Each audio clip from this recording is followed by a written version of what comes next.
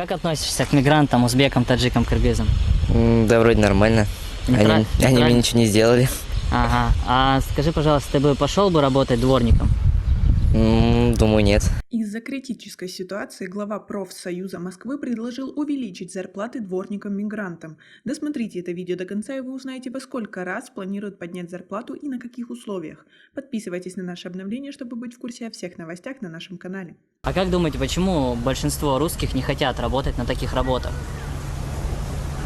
Или вы считаете Как по-другому? говорят узбеки, таджики, русские любят пить, но не работать.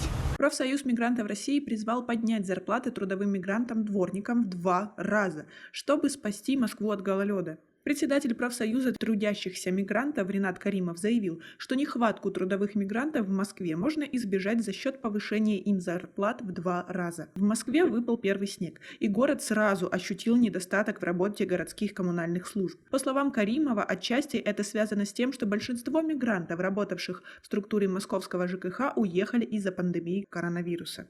Как вы относитесь к такой идее повышения зарплат? И напишите нам, пожалуйста, есть ли реальные возможности уехать в Россию? Можно сказать, изнутри ситуации. Свои ответы пишите нам в комментарии. Глава профсоюза трудящихся мигрантов подчеркнул, что в последние месяцы спрос на рабочих из соседних стран значительно вырос, и добавил, что платить дворникам стоит в 2 раза больше, и тогда они будут работать в 2 раза больше. Дворники тоже люди, они сидели долго без зарплаты. Несколько управляющих компаний к нам обращались с просьбой дать работников. Но у нас у самих нет свободных кадров, рассказал Каримов. При этом он добавил, что увольняются дворники не потому, что им тяжело работать. Уезжают к себе, а новые не приезжают. Кое-кто уезжает, а приезжать никому нельзя. Вот в чем проблема, добавил глава профсоюза.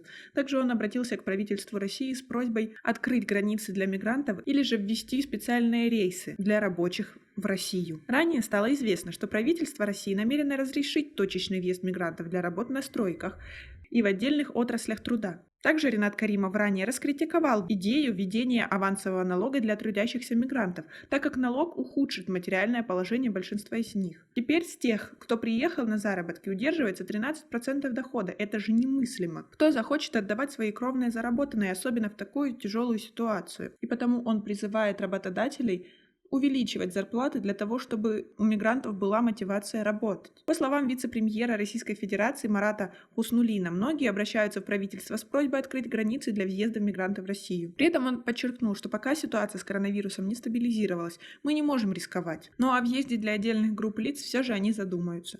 Да пожалуйста, кто против, пусть и будут здесь. Ну, пусть живут, пусть благоустраиваются, пусть устраиваются. У нас на этом все. Оцените наше видео подпиской и лайком.